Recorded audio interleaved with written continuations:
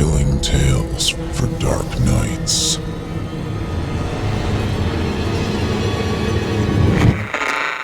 Want to make sure you never miss a Chilling Tales for Dark Nights video again? Be sure to subscribe and hit that bell to turn on notifications.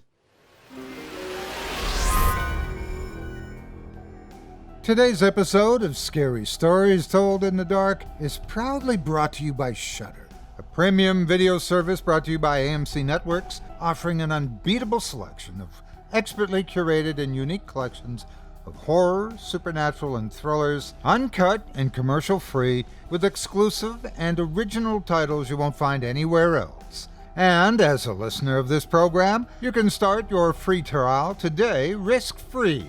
Shudder is spooky 24/7, 365.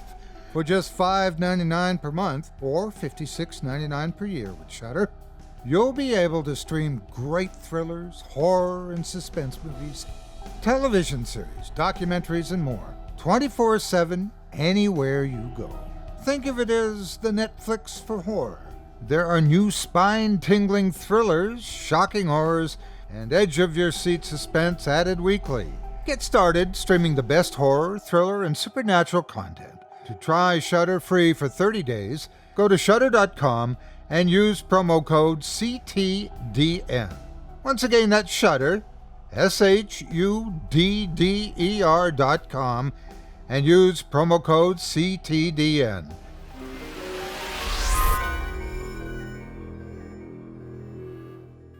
It's time to turn off the lights and turn on the dark. Chilling tales for dark nights.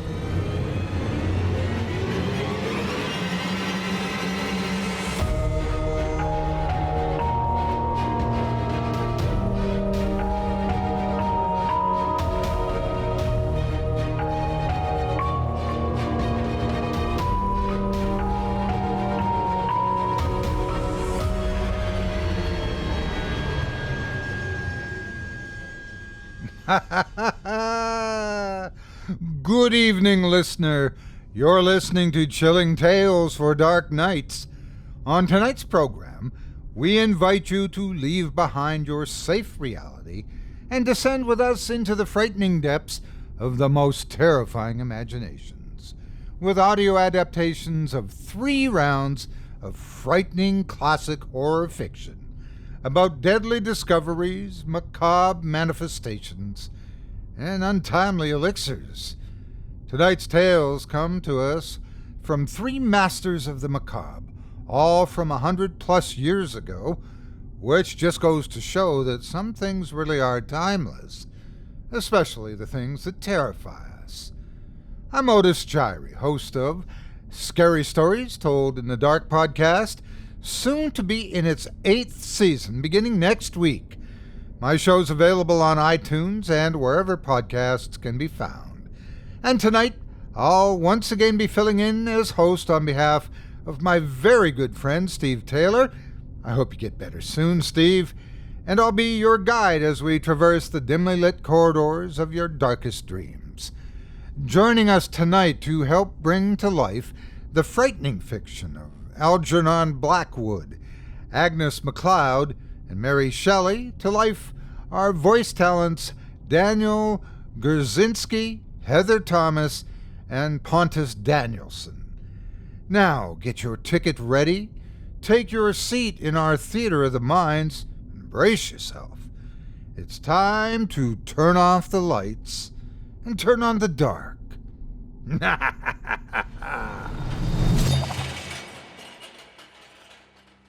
Our first tale tonight comes to us from author Algernon Blackwood and is performed by Daniel Gurzynski. In our first round of frightening fiction tonight, originally published more than 100 years ago in 1916, we'll meet John, whose run-in with fate while out shopping for holiday gifts is about to take a turn for the strange. Without further ado, I present to you Transition.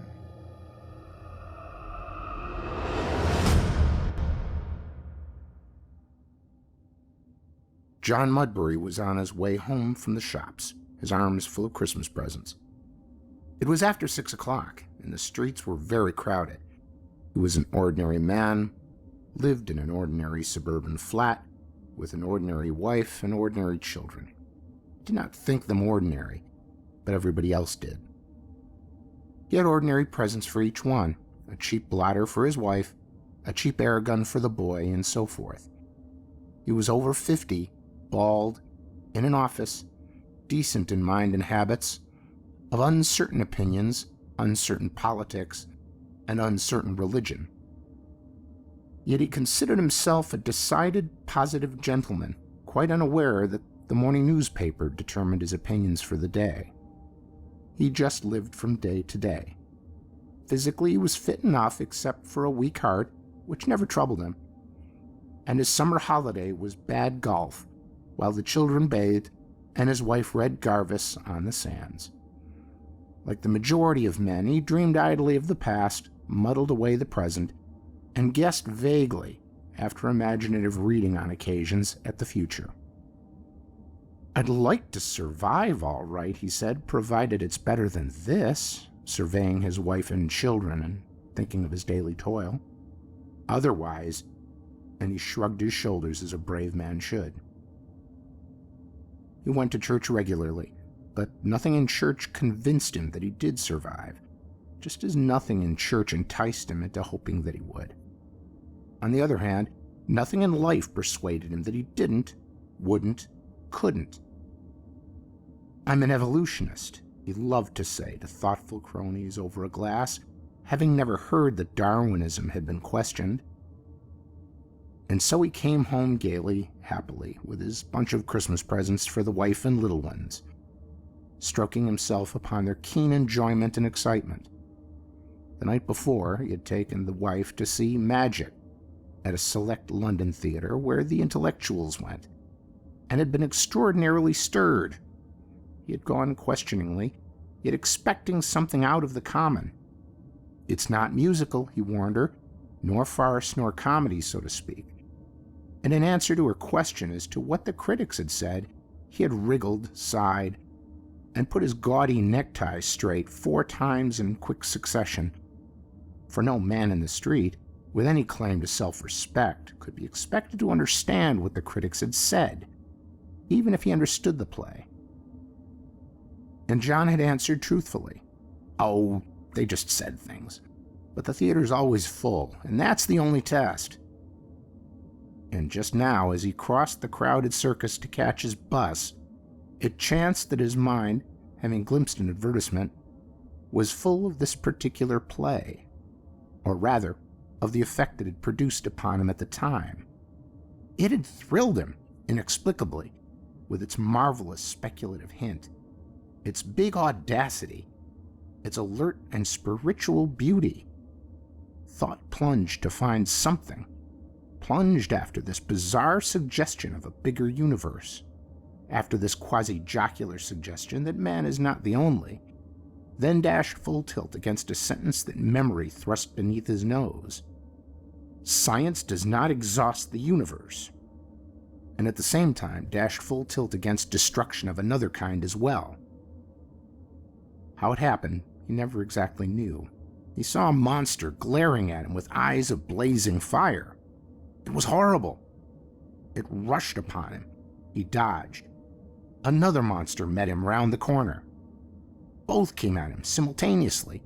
He dodged again, a leap that might have cleared a hurdle easily, but was too late. Between the pair of them, his heart literally in his gullet, he was mercilessly caught. Bones crunched. There was a soft sensation, icy cold and hot as fire. Horns and voices roared. Battering rams he saw, and a carapace of iron. Then dazzling light. Always face the traffic, he remembered with a frantic yell, and by some extraordinary luck, escaped miraculously onto the opposite pavement. There was no doubt about it. By the skin of his teeth, he had dodged a rather ugly death. First, he felt for his presents. All were safe. And then, instead of congratulating himself and taking a breath, he hurried homewards on foot, which proved that his mind had lost control a bit. thinking only how disappointed the wife and children would have been if anything had happened. Another thing he realized, oddly enough, was that he no longer really loved his wife, but had only great affection for her. What made him think of that, heaven only knows, but he did think of it. He was an honest man without pretense. This came as a discovery somehow. He turned a moment and saw the crowd gathered about the entangled taxicabs, policemen's helmets gleaming in the light of the shop windows, then hurried on again, his thoughts full of the joy his presence would give, of the scampering children and of his wife, bless her silly heart, eyeing the mysterious parcels. And though he never could explain how, he presently stood at the door of the jail-like building that contained his flat, having walked the whole 3 miles. His thoughts had been so busy and absorbed that he had hardly noticed the length of weary trudge. Besides, he reflected, thinking of the narrow escape, I've had a nasty shock. It was a darn near thing, now I come to think of it. He still felt a bit shaky and bewildered, yet at the same time he felt extraordinarily jolly and light-hearted. He counted his Christmas parcels, hugged himself in anticipatory joy, and let himself in swiftly with his latchkey. I'm late, he realized, but when she sees the brown paper parcels, she'll forget to say a word. God bless the old faithful soul. And he softly used the key a second time and entered his flat on tiptoe. In his mind was the master impulse of that afternoon, the pleasure these Christmas presents would give his wife and children. He heard a noise. He hung up hat and coat in the poky vestibule, they never called it hall, and moved softly towards the parlor door, holding the packages behind him. Only of them he thought, not of himself, of his family, that is, not of the packages. Pushing the door cunningly ajar, he peeped in slyly. To his amazement, the room was full of people. He withdrew quickly, wondering what it meant. A party, and without his knowing about it?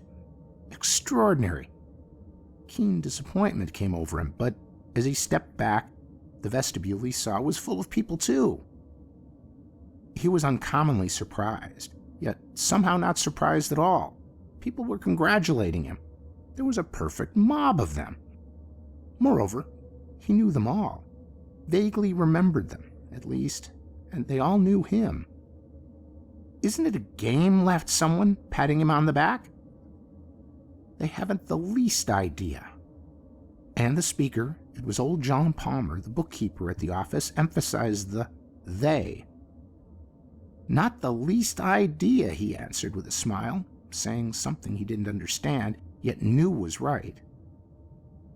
His face apparently showed the utter bewilderment he felt. The shock of the collision had been greater than he realized, evidently.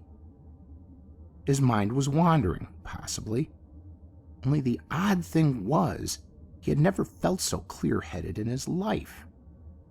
10,000 things grew simple suddenly. But how thickly these people pressed about him, and how familiarly. My parcels, he said, joyously pushing his way across the throng. These are Christmas presents I've brought for them. He nodded toward the room. I've saved for weeks, stopped cigars and billiards and several other good things to buy them. Good man, said Palmer with a happy laugh. It's the heart that counts. Mudbury looked at him. Palmer had said an amazing truth, only people would hardly understand and believe him, would they? Eh? He asked, feeling stuffed and stupid, muddied somewhere between two meanings, one of which was gorgeous, and the other stupid beyond belief. If you please, Mr. Mudbury, step inside. They are expecting you, said a kindly, pompous voice. And turning sharply, he met the gentle, foolish eyes of Sir James Epiphany, a director of the bank where he worked. The effect of the voice was instantaneous from long habit. They are, he smiled from his heart, and advanced as from the custom of many years. Oh, how happy and gay he felt! His affection for his wife was real. Romance indeed had gone, But he needed her, and she needed him. And the children, Millie, Bill, and Jean, he deeply loved them. Life was worth living indeed. In the room was a crowd, but an astounding silence. John Mudbury looked round him. He advanced towards his wife, who sat in the corner armchair with Millie on her knee. A lot of people talked and moved about. Momentarily, the crowd increased. He stood in front of them, in front of Millie and his wife, and he spoke, holding out his packages. "It's Christmas Eve," he whispered shyly, "and I've brought you something for everybody. Look." He held the packages before their eyes. Of course," said a voice behind him, "but you may hold them out like that for a century. They'll never see them." "Of course they won't, but I love to do the old sweet thing," replied John Mudbury, then wondered with a gasp of stark amazement why he said it. "I think," whispered Millie, staring round her. "Well, what do you think?" her mother asked sharply. "You're always thinking something queer." "I think," the girl continued dreamily, "that Daddy's already here." She paused, then added with a child's impossible conviction, "I'm sure he is. I feel him." There was an extraordinary laugh. Sir James Epiphany laughed. The others, the whole crowd of them, also turned their heads and smiled. But the mother, thrusting the child away from her, rose up suddenly with a violent start. Her face had turned to chalk. She stretched her arms out into the air before her. She gasped and shivered. There was anguish in her eyes. "Look," repeated John, "these are the presents that I brought." But his voice apparently was soundless, and with a spasm of icy pain, he remembered that Palmer and Sir James, some years ago, had died. "It's magic," he cried, "but I love you, Ginny. I love you, and I have always been true to you, as true as steel. We need each other. Oh, can't you see? We go on together, you and I, forever and ever." "Think," interrupted an exquisitely tender voice. "Don't shout. They can't hear you now." And turning, John Mudbury met the eyes of Everard Minturn, their president of the year before. Minturn had gone down with the Titanic. He dropped his parcels then. His heart gave an enormous leap of joy. He saw her face, the face of his wife, look through him. But the child gazed straight into his eyes. She saw him. The next thing he knew was that he heard something tinkling. Far, far away, it sounded miles below him, inside him. He was sounding himself, all utterly bewildering, like a bell. It was a bell. Millie stooped down and picked the parcels up. Her face shone with happiness and laughter. But a man came in soon after, a man with a ridiculous, solemn face, a pencil, and a notebook. He wore a dark blue helmet. Behind him came a string of other men. They carried something. He could not see exactly what it was, but when he pressed forward through the laughing throng to gaze upon it, he dimly made out 2 eyes, a nose, a chin, a deep red smear, and a pair of folded hands upon an overcoat. A woman's form fell down upon them, and he heard soft sounds of children weeping strangely, and other sounds, as of familiar voices laughing gaily. "They'll join us presently. It goes like a flash." And turning with great happiness in his heart, he saw that Sir James had said it, holding Palmer by the arm as with some natural yet unexpected love of sympathetic friendship. "Come on," said Palmer, smiling like a man who accepts a gift in universal fellowship. "Let's help them. They'll never understand. Still, we can always try." The entire throng moved up with laughter and amusement. It was a moment of hearty, genuine life at last. Delight and joy and peace were everywhere.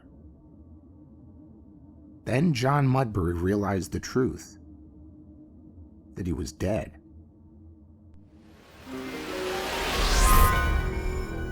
Today's episode of Chilling Tales for Dark Nights is brought to you by BetterHelp. With the new year upon us comes renewed hope and expectations. Unfortunately, things don't always go to plan. Life gets in the way, altering everything. I can't tell you how often my well-intentioned New Year's resolutions fell by the wayside once the realities of daily life kicked in after a week or two. It got the best of me. It was tough, I won't lie. That's where BetterHelp comes into play. BetterHelp isn't just self-help. They have professional counselors who assess your needs. They match you with your own licensed professional therapist, connecting you safely and privately online. BetterHelp has one commitment: to facilitate great therapeutic matches that will help you when you need it. And you can access them from anywhere in the world with scheduled weekly video or phone sessions. Another plus is the vast range of expertise offered that may not be available locally to you. Whether it's for depression, sleeping issues, self-esteem, grief, or family conflicts, BetterHelp is there. Anything you share will be confidential. Best of all, they're more affordable than traditional counseling, and financial aid is available. In fact, so many people have been using BetterHelp that they are recruiting additional counselors in all 50 states. I want you to start living a happier life today. As a listener, you'll get 10% off your first month by visiting our sponsor at betterhelp.com/chilling. Join over 1 million people who've taken charge of their mental health. Again, that's BetterHelp, HELP.com/chilling. Tell them that Otis sent you, and thank you for your support of our sponsor and this program.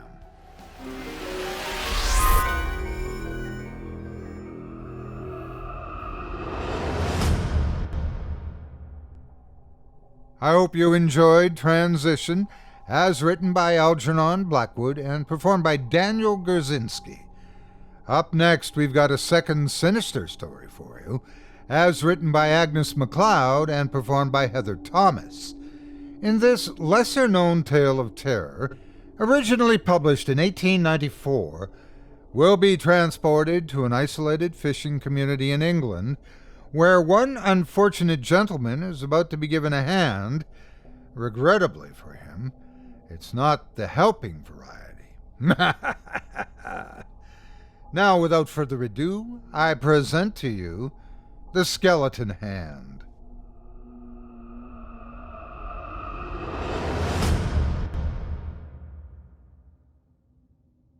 I am about to relate some events which took place in the early part of this century, in a remote little fishing village on the south coast of Devonshire. The occurrences are in themselves so remarkable that they have been well known to the present generation of inhabitants. But, as things get altered in oral transmission through many persons, it has been thought well to place this record in writing. Near the village of Jodsiel, in a pretty little cottage on top of the bright red sandstone cliff which overhangs the village, lived two maiden sisters, the Mrs. Rudson. Their father, a sea captain, had died about a year before the events I am about to relate occurred. Their mother had died in giving birth to the younger sister, Anne, who was now a most beautiful girl of 18. The Mrs. Rudson were very devotedly attached to one another, and were much beloved by the village neighbors. The hamlet being a very sequestered one, they seldom saw anyone from the outer world except occasionally sailors, who would stroll along the cliff from Plymouth or from other fishing villages along the coast. In the autumn of 1813, a press gang visited South Devon and made their headquarters for some time in the village of Jodsiel. The captain, a certain Captain Sinclair by name, a coarse, brutal fellow in appearance, was very much struck by the extraordinary beauty of Miss Anne. He forced himself upon her and continued paying her the most distasteful attentions, which the gentle girl did her very utmost to check, but in vain.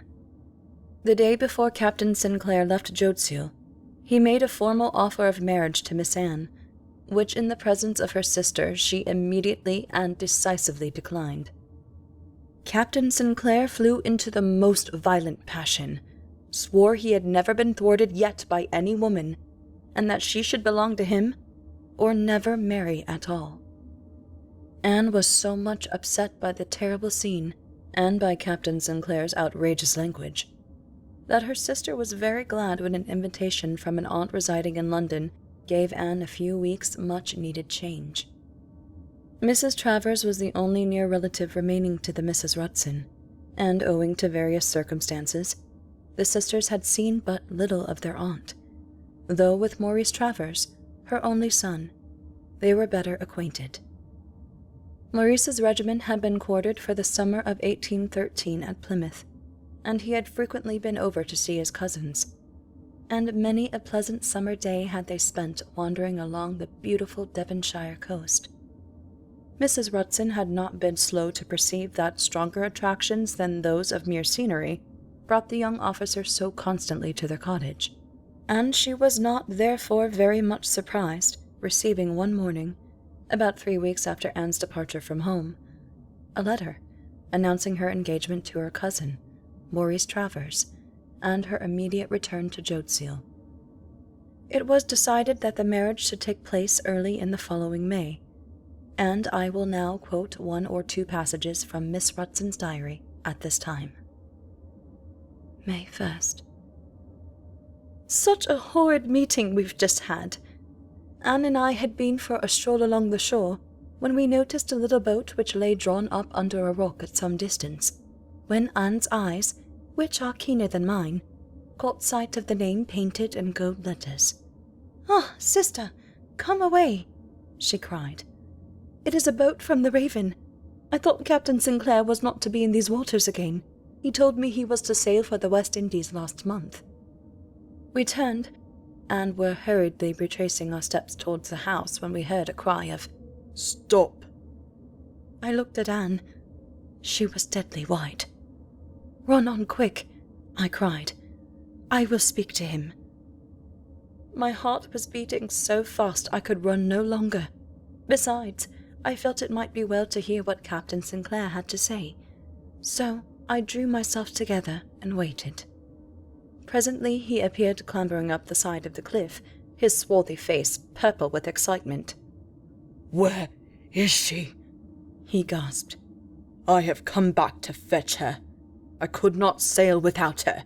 My own beautiful Anne." "Recollect yourself, sir," I cried indignantly. "How dare you speak of my sister in this free manner?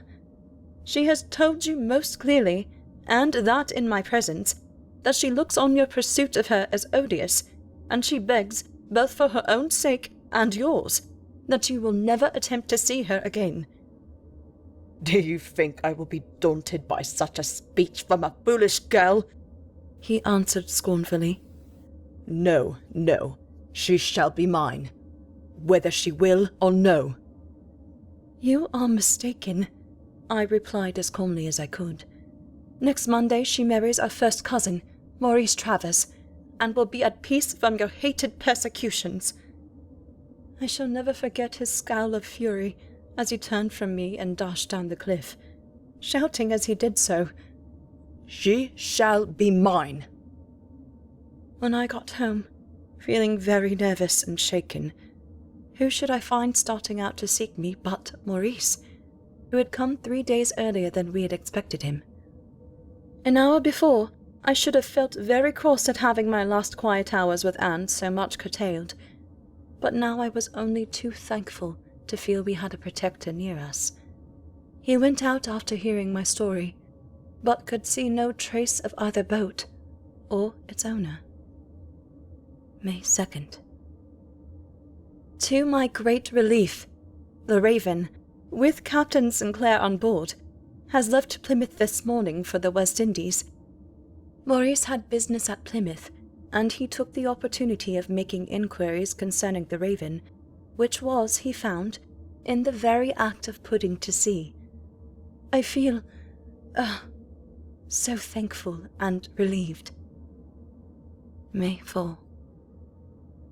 How shall I ever begin to write the events of this most dreadful day? Such a brilliant, sunshiny morning, quite like summer, and my darling came down, looking like one of the sweet white roses which were just coming into bloom around the windows. I plucked a beautiful spray of them, and she put them in her white satin waistband just before starting for church. I have those roses by me now as I write, but, oh, my darling, where are you? The wedding was a very quiet one. After the ceremony, we had the clergyman and doctor, with their wives and their children, to lunch, and presently Anne rose and said she would go and change her dress. I was going to follow her, but she stopped me with one of her sweet kisses and said, "Let me have a few moments alone in the old room to say goodbye to it all." I let her go. When did I ever thwart her in anything? She went, and Maurice began romping with the children, and we ladies cut slices of wedding cake to be taken round to village favourites the next day. And still Anne did not call. Once, indeed, I had fancied I heard her voice, but when I had gone upstairs her door was locked, and she had not answered my gentle tap. So I came down again, not wishing to intrude upon her privacy. At length, however, Maurice became impatient, and said I must go and fetch her down, or they would never be in time to catch the coach at Plymouth. The door was still locked. When I got upstairs I knocked, first gently, then more loudly. I was not frightened at first, for there was a door-window in the room leading down a little flight of steps into the garden, and I thought she had gone down these to take a last look at her flowers. So I called to Maurice to run round to the garden, for she must be there.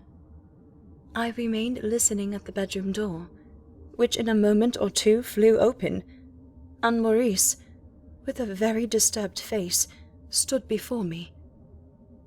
"She has evidently been in the garden," he said, "for the door onto the outside steps was open, but there is no one there now." I made no answer, but flew past him into the bedroom. It needed but a glance to show my darling had gone straight through the room. Her gloves and handkerchief were thrown on a chair by the window, and her pale blue travelling dress lay undisturbed upon the bed. I ran hastily through the room and garden, which was empty. The gate onto the cliff was ajar, and we noticed, but not till later, that there must have been a struggle at the spot, for some of the lilac boughs were torn down, as if someone had held fast by them and been dragged forcibly away. Maurice and the rest of the party followed me onto the cliff, for the alarm had now become general. For a little while we ran wildly, calling her dear name, but presently Maurice came to me, and drawing my arm within his own, led me back towards the house. "Someone must be here to receive her when she comes home," he said gently, and here his lips grew white. "It might be well to have her bed ready, in case—" He was out of the room without finishing his sentence. It was needless. The same horrible fear had already seized on me. The cliff, the terrible cliff. I cannot go on writing. My heart is too heavy. 12 o'clock. They have come back and... Oh, God! The only trace of her is the spray of white roses I picked for her this morning. They were found on the top of the cliff about a half-mile from here. I think they are a message from my darling to me, for they were not trampled on or crushed. She must have taken them carefully and purposely from her belt. They shall never, never leave me. May 11. It is a week since that dreadful day, and not the smallest clue to her disappearance. Poor Maurice is half mad with grief. He has sought for her high and low, and spent all the little sum destined for the wedding journey on these vain researches. Now he wanders along the cliff, up and down, and then he comes and sits opposite to me with his elbows on his knees, till I tell him it is time for bed, when he goes without a word. But I hear him pacing his room half the night. May 31st. Maurice has had to join his regiment for his foreign service. I am glad. He would have gone mad had he remained inactive here. September 3rd. I have been very ill, but Patty assures me there has not been a trace of any clue during my time of blessed unconsciousness. And now the terrible aching void is again here. Oh, my darling, come back. September 6th. Why should I go on writing? My life henceforth is only waiting. After this comes a long break of fully 20 years in the diary. Then, in an aged and trembling character, occurs the following entry.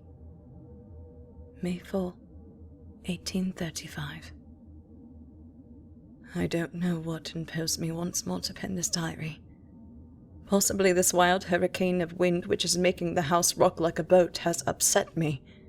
But I feel so glad and satisfied, as if my long waiting were nearly over. I have just been upstairs to see that all is in order for my darling. We have kept everything aired and prepared for her these 30 years, so that she should find all comfortable when she comes home at last. My poor darling, she will only find Patty and me to welcome her. Let me think. This is nearly 20 years ago since we heard of Maurice's death at Waterloo. Oh, what a fearful crash! And how that rumbling noise goes on sounding as if the cliff has given way. Here the diary abruptly terminates, but the remainder of the tragic story is yet told in that little Devonshire village. The violence of the storm had in very truth caused a subsidence in the cliff, and in doing so, had brought to light a skeleton, on which yet hung some tattered remnants of what had once been white satin, and from whose bony fingers rolled a tarnished wedding ring. The bones were collected with tender care and brought to the house of the unhappy sister. She received them without much apparent surprise, directed that they should be laid on Miss Anne's bed upstairs, and as soon as the men had left the house, went and laid herself upon the bed also, where her faithful maid Patty, coming to see after her an hour later, found her stone dead, and held tight in her dead grasp was a pair of white gloves and a lace pocket handkerchief. The two sisters were laid to rest in one grave, and it was not till after the funeral was over that it was discovered that, through some inadvertence, one of the skeleton hands had not been placed in the coffin with the rest of the body. At first there was some talk of reopening the grave, but the old maid Patty entreated so earnestly to be allowed to retain the hand that she at last succeeded in carrying her point. A glass case was made by Mrs. Patty's order, and in it the poor hand was placed. And when Mrs. Patty went down to the inn to spend her last remaining years with her daughter, the landlady, the case was placed on a shelf close to the old woman's seat, and many a time she would recount the sad story to the sailors who frequented the village inn. In the spring of 1837, a larger number than usual were gathered round the fireside of the Blue Dragon. A fearful storm, accompanied by violent gusts of hail, swept around the house. Suddenly the door burst open, and a young man entered, half dragging, half supporting an old man, bent and shrunk with age and infirmity. "Here you are, sir," he said to the old man. "This is the Blue Dragon. You won't find a snugger berth between here and Plymouth." So saying, he thrust the old man into a chair by the fire, and continued, half aside, to the company. "Found the alcove wandering about the cliffs, and thought he would be blown over, so offered to guide him here. I think he is a little..." And he tapped his forehead significantly. The rest of the party turned round curiously to gaze at the stranger, who, seeming to wake from some reverie, proceeded to order something hot both for himself and his self-constituted guide. The hot gin and water seemed to further rouse him, and he began asking a few questions concerning the country and neighborhood. But, in the very act of speaking, his attention was suddenly arrested by the sight of the glass case and the skeleton hand. He sprang from his chair with a savage cry of mingled terror and dismay. "The hand!" he cried. "The hand! Why does it point at me? I never meant... Oh, God!" And he fell down in a fit, rolling and gasping on the floor, and shrieking wildly at intervals. "The hand! The hand!" They raised the wretched man from the floor and laid him on a bed, whilst the doctor was hurriedly summoned. Meanwhile the sufferer continued disjointed mutterings, till, becoming exhausted, he sank into a stupor. On the doctor's arrival, however, he once more roused himself, and asked in a quieter and more composed manner whose the hand was. On being told, he trembled violently, but said, "I am Captain Sinclair. I knew the wedding day. I told my ship to sail without me from Plymouth, saying I would rejoin her at Falmouth. I meant to bring Anne with me. I hid in the garden. She came into it alone. I rushed forward, threw a shawl I had ready over her head, and carried her away. She resisted with all her might, but I was a strong man, and her cries were stifled by the shawl. Of course I could not get along very fast, and presently I heard the voices of those in search of her. She heard them also, and made another frantic effort to free herself. My strength was nearly exhausted, but mad with rage and disappointment, I drew my knife from my belt and stabbed her to the heart, crying fiercely, "I have kept my oath. You shall never be another's." Then I hurled the body down the cliff, where I saw it catch in a crevice of the rock. "Oh, God!" he cried, shuddering and covering his face with his hands. "I see it now, that dreadful scene, the blue waves dancing beneath the brilliant sunshine, and that white, shapeless mass caught in the frowning cliff with one arm sticking stiffly upwards.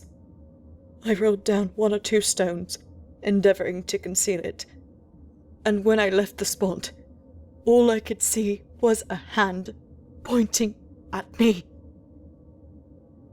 Here the miserable wretch broke off with a deep groan. In a moment more he sprang up with another wild shout of, "The hand! The bloody hand!" And so shrieking, his body fell lifeless to the ground. The skeleton hand in the adjoining room was dripping blood.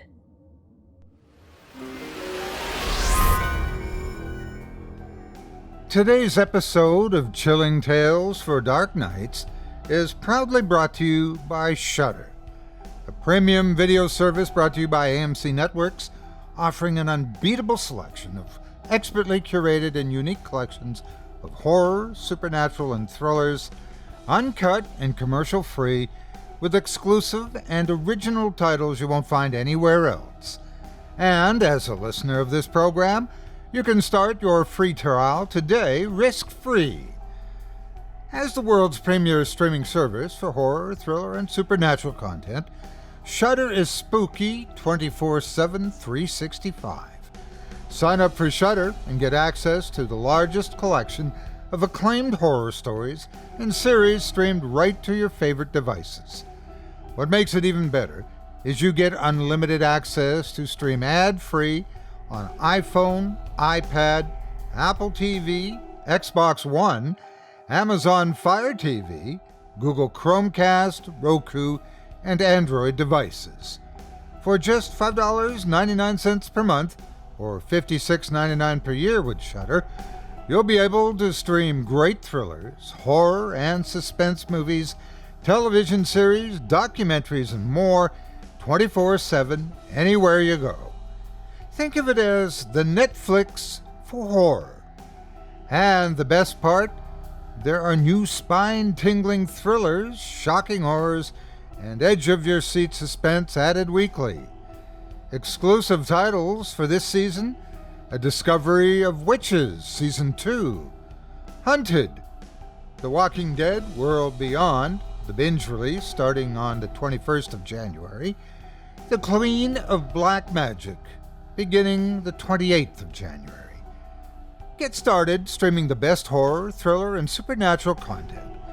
Shudder's expertly curated collection includes must-see titles like Color Out of Space, Host, the Mortuary Collections, plus all the best horror documentaries and the Creepshow TV series from executive producer Greg Nicotero of The Walking Dead. To try Shudder free for 30 days, go to Shudder.com and use promo code CTDN. That's Shudder, SHUDDER. Once again, that's Shudder, SHUDDER.com, and use promo code CTDN, spelled CTDN, and start your free trial now. And thank you for supporting our sponsor and this show. As always, thanks so much for your support of this show and our sponsors who help make this program possible.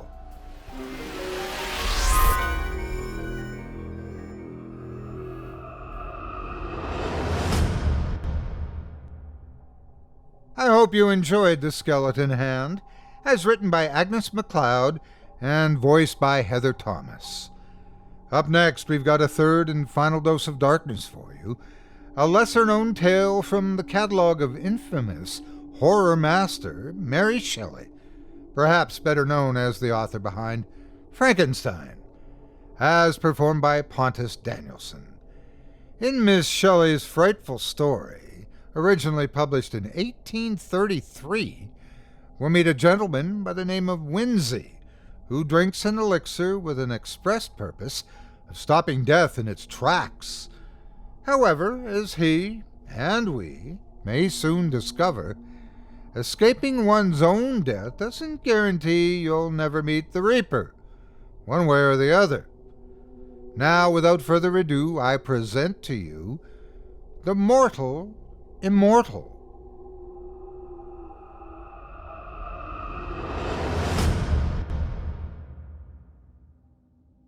July 16th, 1833. Today's my 323rd birthday. The Wandering Jew? Certainly not. More than 18 centuries have passed over his head. Compared to him, I'm a very young immortal. Am I then immortal? This I have asked myself day and night for 303 years. Yet I cannot answer. I found a grey hair amid my brown locks this very day, yet it may have remained concealed there for 300 years. Some 20-year-olds are white-headed. You may judge for me. I will tell my story, and pass some few hours of a long and wearisome eternity. To live forever, can it be? I have heard of enchantments that plunged the victim into deep sleep, to wake after 100 years, fresh as ever. I have heard of the 7 sleepers. Thus, to be immortal would not be so burdensome, but, oh, the weight of never-ending time, the tedious passage of the still succeeding hours. But to my task. Everyone has heard of Cornelius Agrippa. His memory is as immortal as his art have made me. Everyone has also heard of his scholar, who, unawares, raised the foul fiend during his master's absence, and was destroyed. The report, true or false, of his accident caused the renowned philosopher many inconveniences. All his scholars and servants deserted him. He had no one to put the coals in his ever-burning fires while he slept. or attend to the changeful colors of his medicines while he studied. Experiment after experiment failed. I was then very young, very poor, and very much in love. I had been for about a year the pupil of Cornelius, though I was absent when this accident occurred. On my return, my friends told me the dire tale, imploring me to not return to the alchemist's abode. I required no second warning.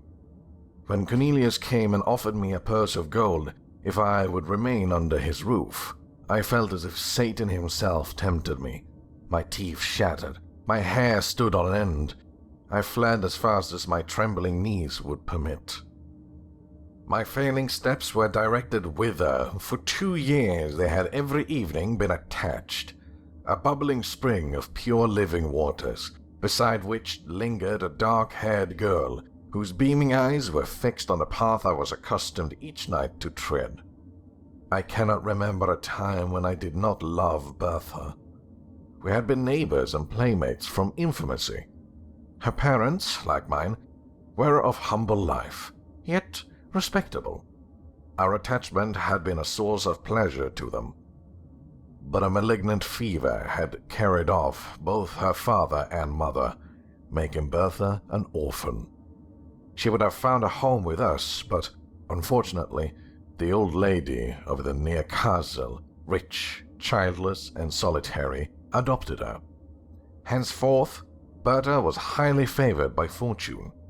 But in a new situation amongst her associates, Bertha remained true to the friend of her humble days. She often visited my father's cottage, and when forbidden to go thither, she would meet me beside that shady fountain in the neighboring wood. She often declared that she owed no duty to her new protectress, equal in sanctity to that which bound us. Yet I remained too poor to marry, and she grew weary of being tormented on my account. She had a haughty, impatient spirit, and grew angry at the obstacles preventing our union. We met now after an absence, and she had been sorely beset while I was away. She complained bitterly, and almost reproached me for being poor. I replied hastily, "I am honest. If I am poor, were I not, I might soon become rich." This exclamation produced 1,000 questions. I feared to shock her, but she drew the story from me. Then, with disdain, she said, "You pretend to love, yet you fear to face the devil for my sake." Thus goaded and led on by love and hope, I returned to accept the alchemist's offer, and was instantly installed in my office. A year passed. My savings grew even as my fears dwindled. Despite my vigilance, I never detected a trace of a cloven foot, nor was the studio silence of our abode ever disturbed by demonic howls. I continued my stolen interviews with Bertha, and hope dawned on me, but not perfect joy. For Bertha, though true of heart, was somewhat of a coquette, and I was jealous as a Turk. She slighted me in 1,000 ways, yet she would never admit she was in the wrong. She would drive me mad with anger, and force me to beg her pardon. Sometimes, fancying I was not sufficiently submissive, she told some story of a rival favored by her protectress. She was surrounded by rich, cheerful, and silk-clad youths. What chance had the sad robbed scholar of Cornelius? Once, the philosopher became engaged in some mighty work, and I was forced to remain, day and night, feeding his furnaces and watching his chemical preparations. Bertha waited for me in vain at the fountain. Her haughty spirit fired at this neglect. And when I at last stole out during the few short minutes allowed me for slumber, hoping to be consoled by her, she received me with disdain, dismissed me in scorn, and vouched that any man should possess her hand rather than he who could not be in 2 places at once for her sake. She would be revenged, and truly she was. In my dingy retreat, I heard that she had been hunting. attended by Albert Hoffer. Hoffer was favored by her protectress, and the three passed in cavalcade before my smoky window. Methought I heard my name, followed by a derisive laugh, as her dark eyes glanced contemptuously towards my abode.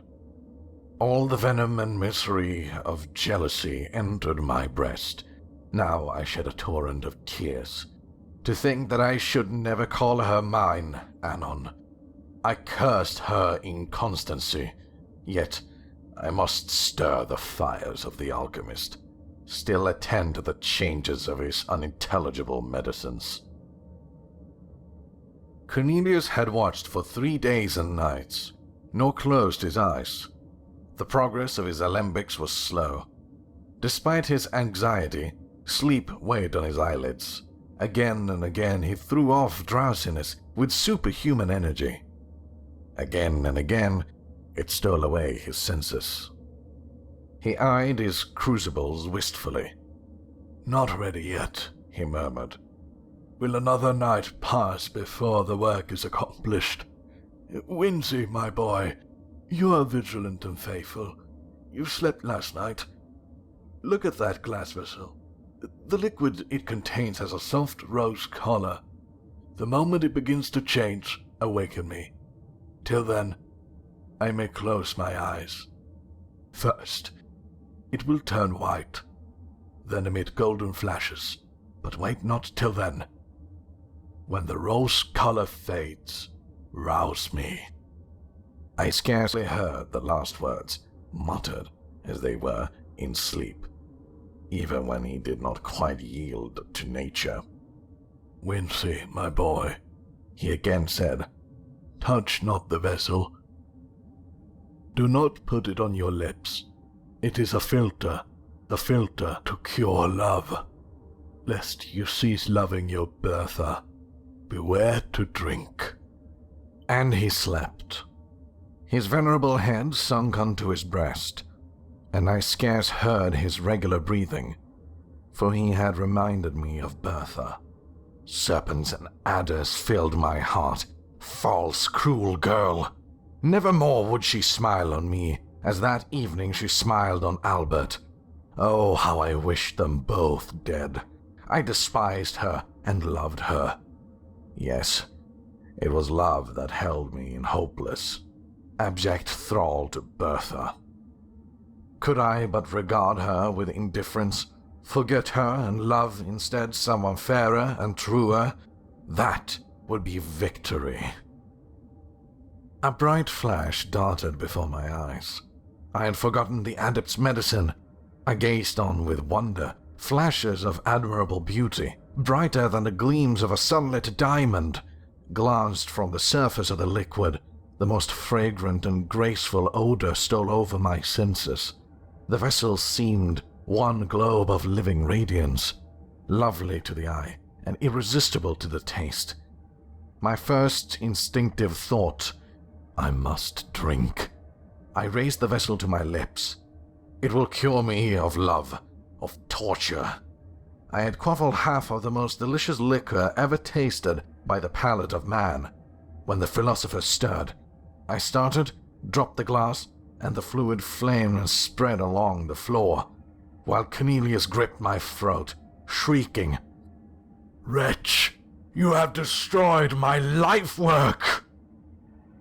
The philosopher was unaware I had drunk any portion of his drug.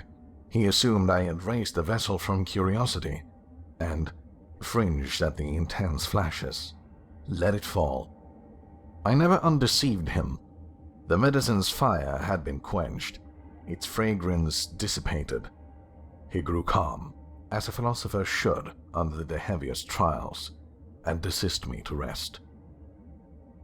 I cannot describe the glory and bliss in which I bathed my soul in paradise that memorable night. Words would be faint echoes of the gladness that possessed my bosom when I awoke. I trod air, earth appeared heaven, and my inheritance on it was to be one trance of delight. This is it, to be cured of love, I thought. I will see Bertha today, and she will find her lover cold and regardless, too happy to be disdainful, yet utterly indifferent to her. The hours danced away. The philosopher, encouraged by his near success, began concocting the same medicine once more. He was shut up with his books and drugs, and I had a holiday. I dressed carefully, looking in a mirror. I thought my good looks had wonderfully improved. I hurried beyond the precincts of the town, my soul joyous, the beauty of heaven and earth around me. I turned toward the castle. I could look at its lofty turrets with lightness of heart, for I was cured of love. My Bertha saw me afar off as I strove up to the avenue.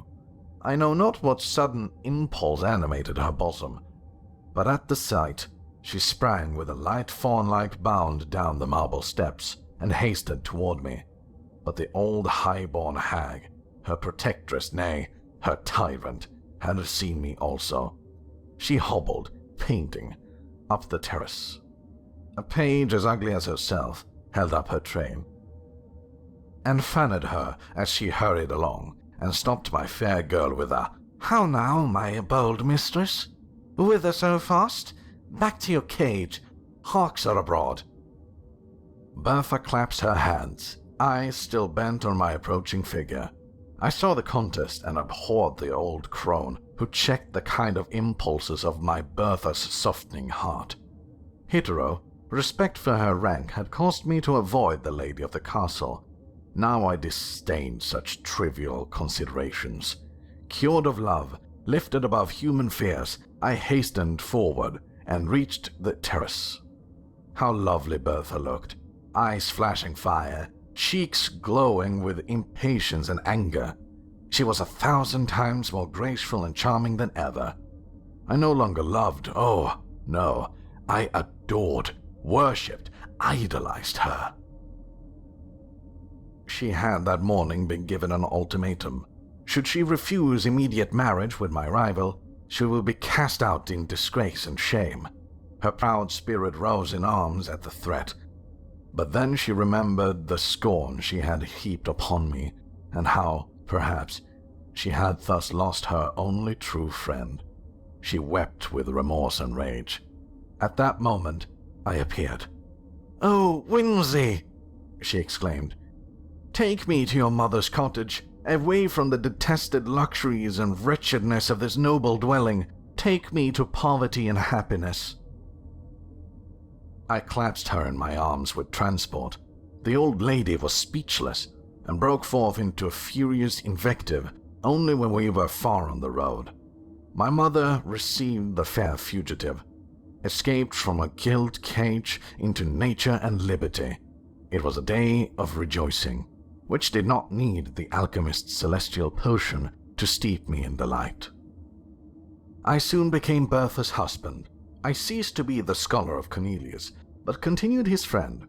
I almost felt grateful to him for that delicious draught of divine elixir, which instead of curing me of love, sad cure, solitary and joyless remedy for evils which seems blessings now, had inspired me with the courage and resolution to win an inestimable treasure, my Bertha.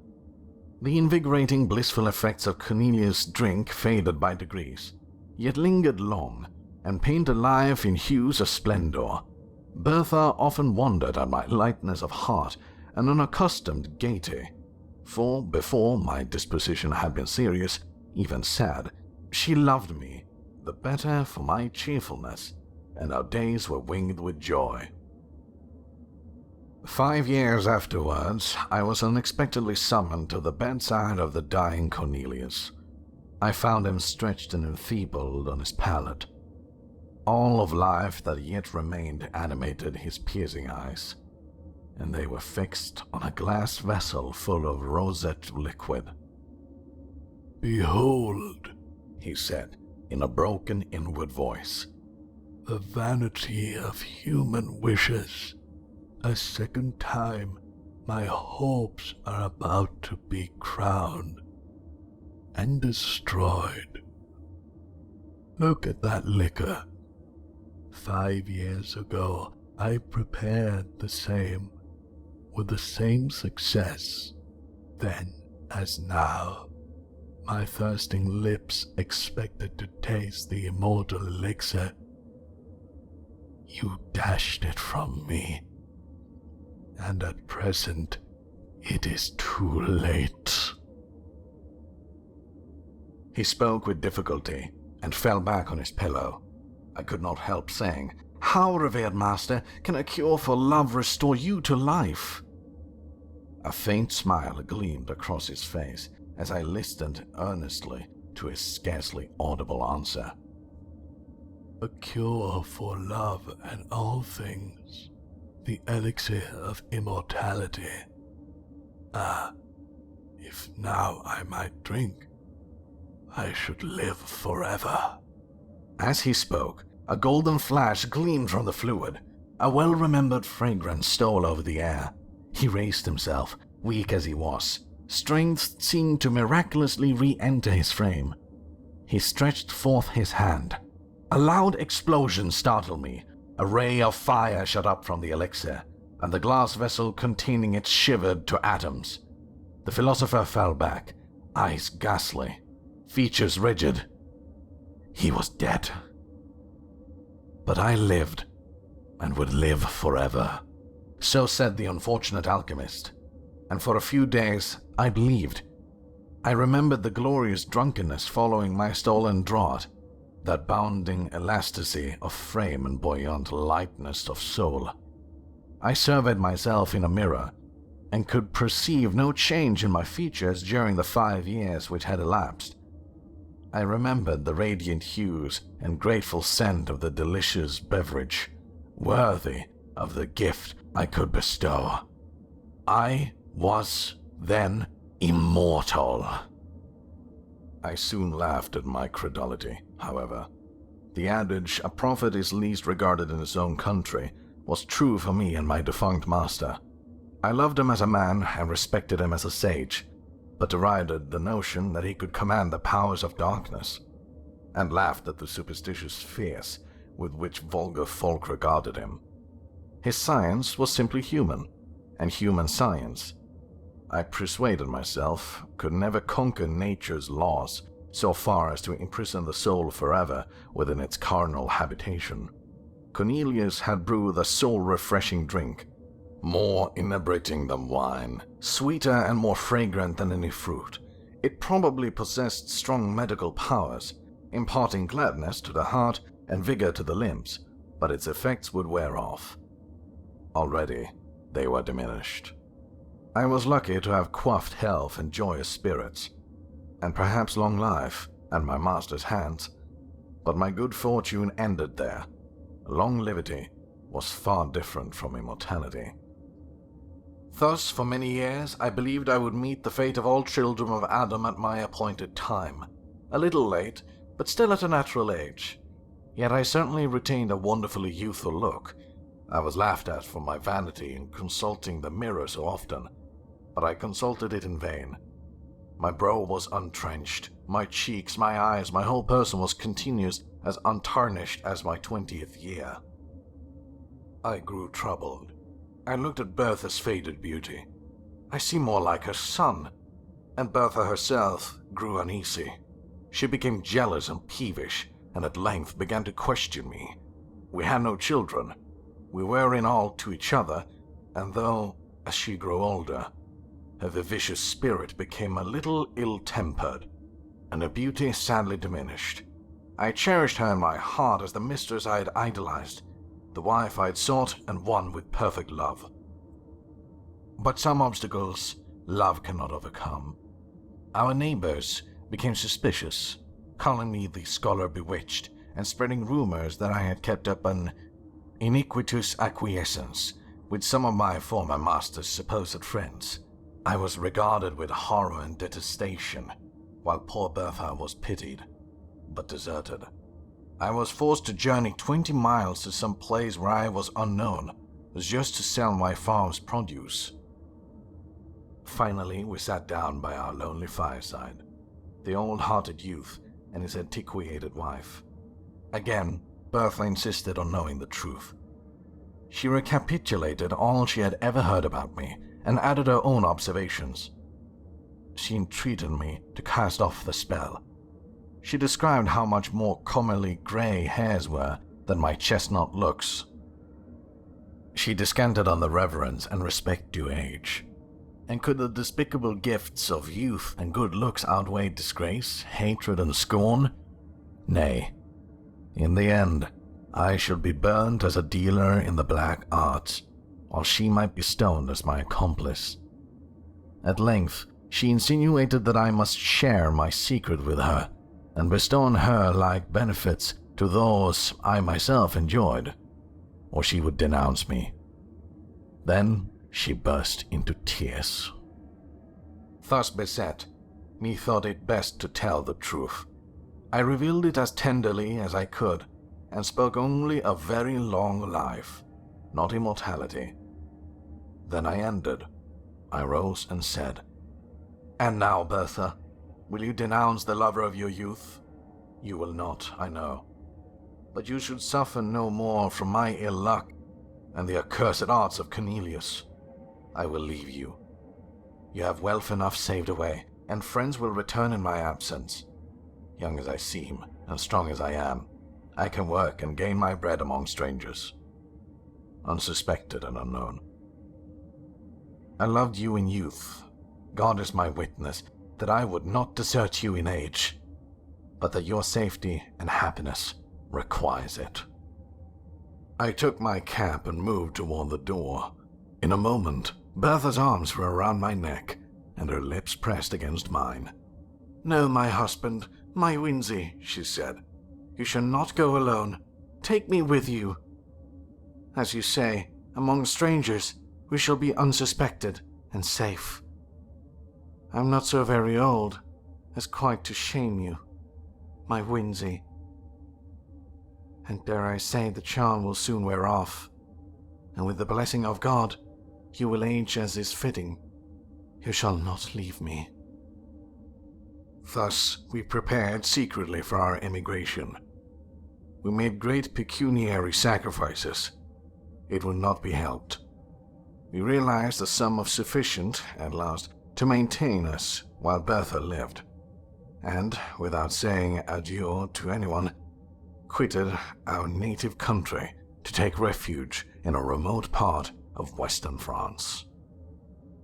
It was cruel to transport poor Bertha from a native village and the friends of her youth to a new country, new language, new customs.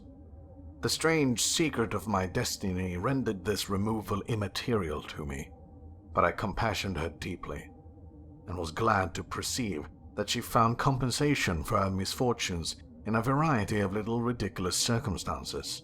She sought to decrease the apparent disparity of our ages by 1,000 feminine arts, rogue youthful dress, and assumed juvenility of manner. I grieved deeply when I remembered that this was my Bertha, whom I had loved so fondly, the dark-eyed, dark-haired, of enchanting smile and fawn-like step, this mincing, simpering, jealous old woman.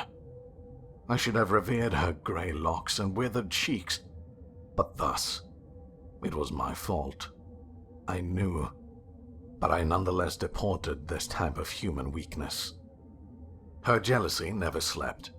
Her chief occupation was to discover that, in spite of outward appearances, I was growing old. The poor soul loved me truly in her heart, but she had a tormenting way of showing it. She would discern wrinkles in my face and decrepitude in my walk. While I bounded along in youthful vigor, the youngest looking of 20 youths, I never dared address another woman. One time, fancying that the village belle regarded me with her favoring eyes, she bought me a grey wig. Her constant discourage amongst her acquaintances was though I looked so young. There was ruin at work within my frame, and she affirmed that the worst symptoms about me was my apparent health. My youth was a disease, she said, and I ought always to prepare, if not for sudden and awful death, at least to awake some morning white-headed. and bowed down with the marks of advanced years. I let her talk. I often joined in her conjectures. Her warnings chimed in with my nerve-seizing speculations concerning my state, and I took a earnest, though painful, interest in listening to all that her quick wit and excited imagination could say on the subject. Why dwell on these minute circumstances? We lived on for many long years. Bertha became bedridden and paralytic. I nursed her as a mother might a child. She grew peevish and still harped on one string of how long I should survive her. It had ever been a source of consolation to me that I performed my duty scrupulously towards her. She had been mine in youth, she had been mine in age, and at last, when I heaped the sod over her corpse, I wept because I had lost all that really bound me to humanity. Since then, how many have been my cares and woes? How few and empty my enjoyments. I pause here in my history. I'll pursue it no further.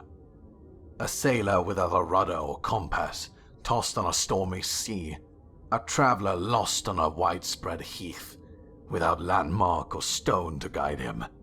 Such have I been, more lost, more hopeless than either. A nearing ship, a gleam from some far cot, may have saved them, but I have no beacon except the hope of death. Death, mysterious, ill-visaged friend of weak humanity, why alone of all mortals have you cast me from your sheltering fold? Oh, for the peace of the grave, the deep silence of the iron-bound tomb. That thought would cease to work in my brain, and my heart beats no more with emotions varied only by new forms of sadness. Am I immortal? I return to my first question. Is it not more probable that the alchemist's beverage was fraught rather with longevity than eternal life? Such is my hope, and remember that I only drank half the potion. Was not the whole necessary to complete the charm? To have drained half of the elixir of immortality is but to be half immortal. But again, infinity halved is still infinity. Sometimes I fancy age advancing on me. One grey hair I have found. Fool! Do I lament? Yes. The fear of age and death often creeps coldly into my heart, and the more I live, the more I dread death, even while I harbor life. Such a paradox is man, born to perish, when he wars as I do against the established laws of nature. But for this fear, surely I might die. The medicine of the alchemist would not be proof against fire, sword, and the strangling waters. I have gazed into the blue depths of placid lakes and the tumultuous rushing of mighty rivers, and have said, peace inhabits those waters. Had I turned away to live yet another day? I have pondered whether suicide would be a crime in one whom thus only the portals of the other world could be opened. I have done all, except becoming a soldier or duelist, an object of destruction to my... No, not my fellow mortals. And therefore I have shrunk away. They are not my fellows. The inextinguishable power of life in my frame, and their thermal existence, places as wide as the poles asunder. I could not raise a hand against the humblest or most powerful among them. Thus I have lived on for many years, alone and weary of myself, desiring death, yet never dying, a mortal immortal. Neither ambition nor avarice can enter my mind, and the ardent love that gnaws in my heart, never to be returned, never to find an equal on which to expand itself, lives there only to torment me. Today I conceived a design by which I may end all, without self-slaughter, without making another man a Cain. An expedition no mortal frame could ever survive, even endured with the youth and strength that inhabits mine. Thus I shall put my immortality to the rest, and rest forever, or return, the wonder and benefactor of the human species. Before I go, a miserable vanity has caused me to pen these papers. I would not die and leave no name behind. 3 centuries have passed since I quaffed the fatal beverage. Another year shall not elapse before, encountering gigantic dangers, warring the powers of frost in their home, beset by famine, toil, and tempest. I yield this body, too tenacious a cage for the soul which thirsts for freedom, to the destructive elements of air and water. Or, if I survive, my name shall be recorded among the most famous of the sons of men.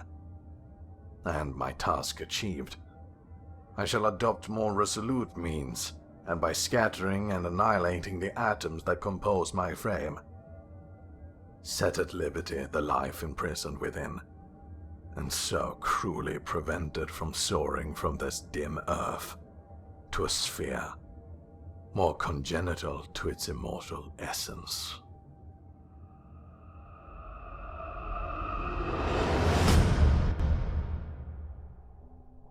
I hope you enjoyed The Mortal Immortal, as written by Mary Shelley and voiced by Pontus Danielsson. Now, our weekly descent into the depths has just about come to a close.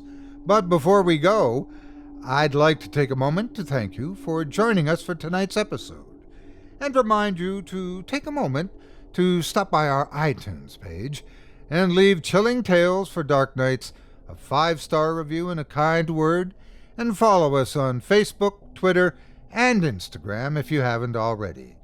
And of course, subscribe to us on YouTube, where you can find an archive of our work going back to 2012. And consider signing up as a patron at our website, chillingtalesfordarknights.com, to show your support and get all of our content ad-free. I'm your host, Otis Chirey, and it has been a pleasure, as always. Tune in again next week when we once again turn off the lights and turn on the dark. Sweet dreams, listener. Sweet dreams. Thanks for joining us. You've been listening to Chilling Tales for Dark Nights, a production of Chilling Entertainment and a proud member of the Simply Scary Podcasts Network. Visit simplyscarypodcast.com today to learn more about our network and our other amazing storytelling programs. Tonight's program was hosted by yours truly, Steve Taylor. Selected stories have been adapted with the kind permission of their respective authors. Original music provided by Luke Hodgkinson and Jesse Cornett. Sound design and final mixing and mastering by executive producer and director Craig Roshek. Logo by Craig Roshek. Got a scary tale of your own that you'd like performed? We take submissions. Email it to us today at submissions@chillingtalesfordarknights.com to have your terrifying tome considered for production in a future episode of this show. If you enjoyed what you heard on tonight's program and are joining us on your favorite podcast app, subscribe to us to be sure you never miss an episode, and leave us a 5-star review and a comment. Your feedback means a lot to us. You can also follow Chilling Tales for Dark Nights and yours truly on Facebook to connect anytime and get the latest updates on this and other programs and my channel. If you're listening on the Chilling Tales for Dark Nights YouTube channel, do us a favor and hit the subscribe button and the bell notification icon for ctfdn as well to get more spooky tales from me and the crew each and every week. And don't forget to hit that thumbs up button to tell us how we're doing and leave a kind word or a request. And don't forget to visit us at chillingtalesfordarknights.com and consider supporting the team by becoming a patron. In addition to helping us out, you'll get exclusive access to our audio archive and ad-free downloads of all your favorite stories, including those you've heard on this program. We'll be back next week with more terrifying tales to keep you up all night. But that's all right. Who needs sleep anyway?